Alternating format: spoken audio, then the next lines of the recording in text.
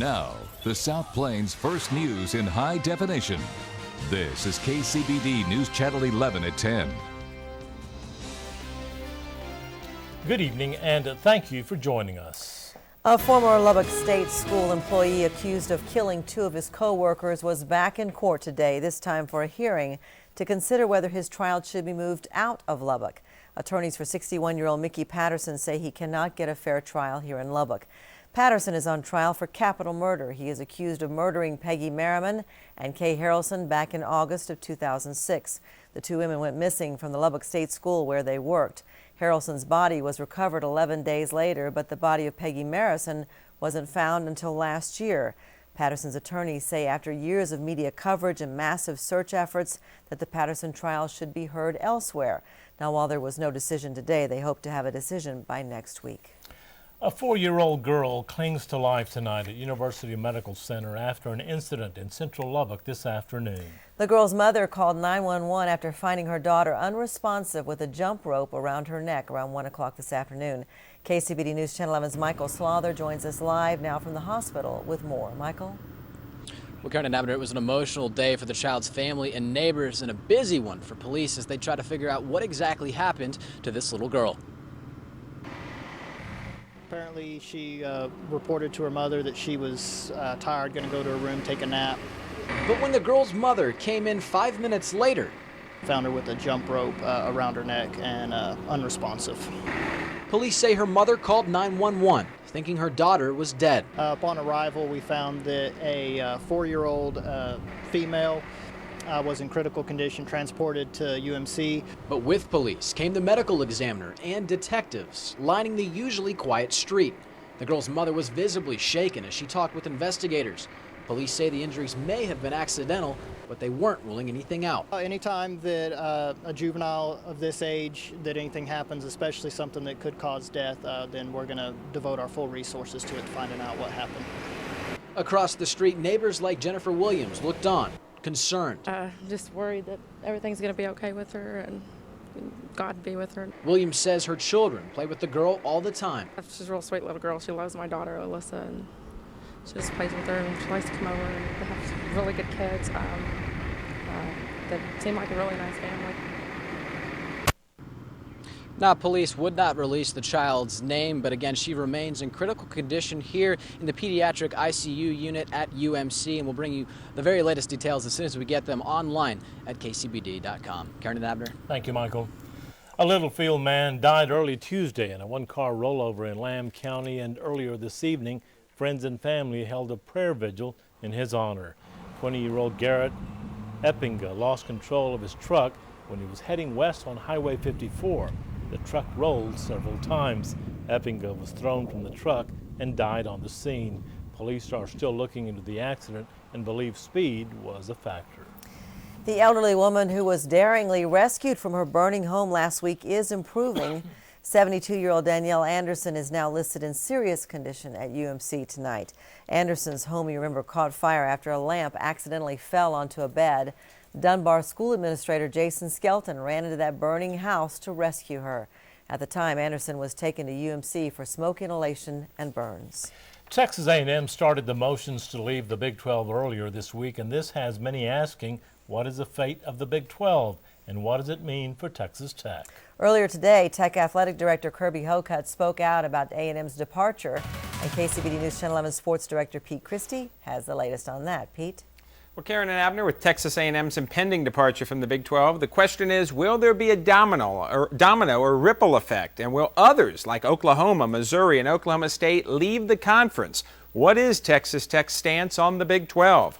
With the Red Raiders prepping to open their football season Saturday and so many rumors the Big 12 will implode, Kirby Hocutt met with the media today and said Tech is committed to the other 8 schools in the conference. With talk of other conference schools leaving, the Big 12 needs to act ASAP, and expansion is key.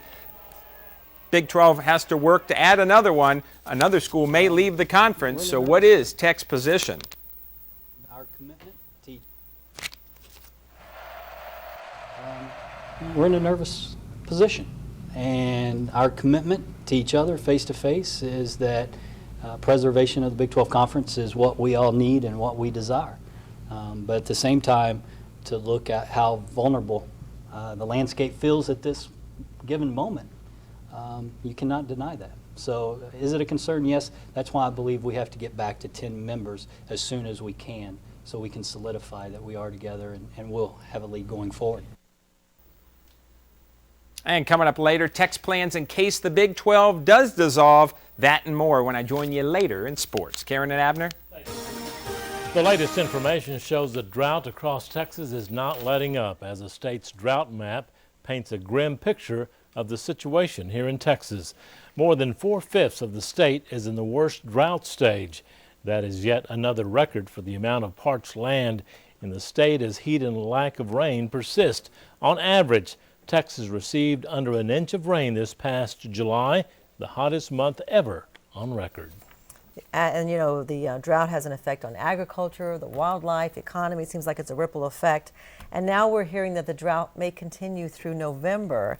So that sounds pretty bleak. John, what do you think about this weekend? If we can just get a little bit of rain every once in a while, it would help a lot.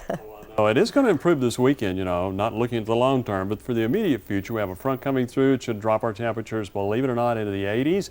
Nighttime lows may fall into the 50s here in Lubbock with the dry air settling in, but we still got a couple more days of temperatures in the 90s before that happens. First alert, Super Doppler HD3, a quick check-in tonight, not showing any activity here. Again, showers and storms up in the mountains of New Mexico, and even there they've tapered off fairly rapidly just in the northern areas around Taos. So no rain tonight, really not expecting any tomorrow. Your temperatures have been nice this evening, edging down mostly 80s across the region. We didn't have that many temperatures at 100 or higher today, but tonight, if you look at Lubbock, Texas Tech Mesonet reading, you should find 83, 87 Paducah, 84 Jayton, 79 in Seminole, 80 in Plains and Denver City. A nice morning coming up. It'll be toasty as we get towards noon, and then it's going to be hot in the 90s again tomorrow. All right, thank you, John. And the drought continues to provide the perfect dry conditions for wildfires across the state. Firefighters in the Possum Kingdom Lake area just west of Fort Worth have their hands full again as they try to contain the wildfire, which has destroyed right now at least 39 homes there. The Texas Forest Service is making headway with the wildfire as they say 50% of the blaze is now contained, but that's just half. And so far the wildfire has scorched about 6,200 acres since it ignited 2 days ago. But residents who evacuated their about 160 homes yesterday were allowed to return home today. Since last November, nearly 5,500 square miles of land have burned in Texas due to wildfires. Back here at home, a house fire near the 900 block of East 52nd has left 2 people homeless for the night. The fire broke out at this home around 4 o'clock this afternoon. It took more than an hour for dozens of firefighters to get the fire out.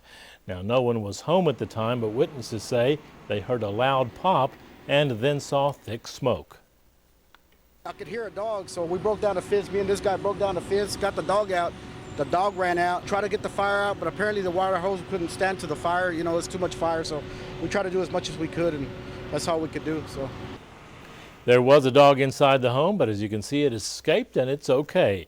The fire marshal's office says they're not sure what caused the fire, but that it appears to have started in a back room. That room is destroyed and the rest of the home has extreme smoke damage. The Red Cross is providing a hotel room for the father and son living there until next Tuesday. About 700 new laws take effect today in Texas. We're not going to tell you all of them, but 3 of them will affect you when you get behind the wheel. Drivers will no longer have to slow down to 65 miles per hour at night on most highways, but can keep driving the daytime speed limit, which is 70 miles an hour. The night and truck speed limit signs are to be removed from roads by the end of this year and replaced with new ones.